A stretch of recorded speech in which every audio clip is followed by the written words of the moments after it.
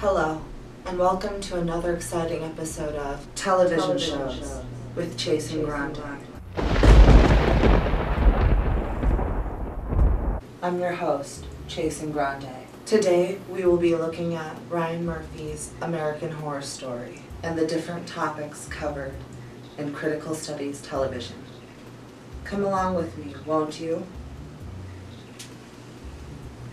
American Horror Story is a television show that premiered on FX Network in 2011. It's an anthology series, which means each season takes place in a new location with new characters and new storylines.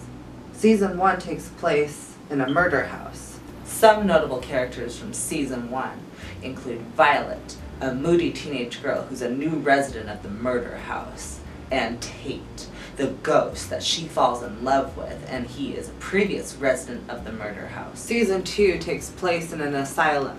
Some notable characters from Season 2 include Lana Winters, a hard-headed lesbian journalist who bites off more than she can chew when she's trapped in the asylum, and Oliver Thredson, a psychologist who turns out to be none other than the killer Bloodyface. Season 3 takes place in a Coven's witch house. Some notable characters from Season 3, Coven, is Madison Montgomery, the bitch witch from Hollywood, and Fiona Good, the supreme of all of the Coven witches, and is hellbent on staying that way.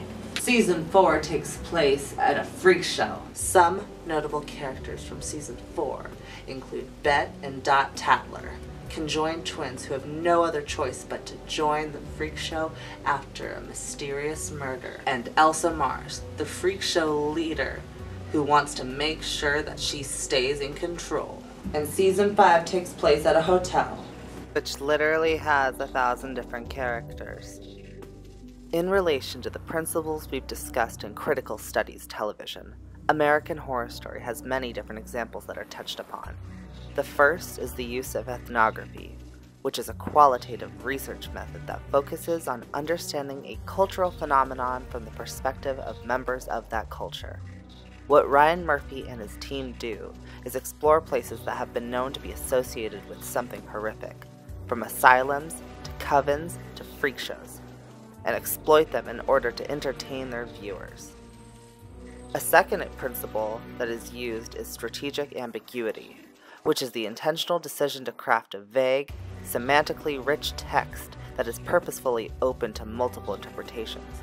Everyone loves a good murder mystery, and in almost every season of American Horror Story, it has had some sort of mysterious killer who is revealed at the end. From the Rubber Man to Bloodyface to the Ten Commandments killer, American Horror Story keeps you guessing. The final principle I want to touch base upon is polysemy, which refers to the relative openness of media text to multiple interpretations. This literally means that what the television viewer sees can mean something different to each person. For example, in American Horror Story Hotel, the show borrows many different references to the film The Shining. Yet, if you've never seen The Shining, like me, this doesn't mean anything. However, regardless if some references reach viewers or not, there's no doubt that American Horror Story has a devoted following to its unique brand of storytelling. With millions of fans and 149 award nominations, American Horror Story has made a name for itself on television. I hope you've enjoyed my presentation and have a wonderful day.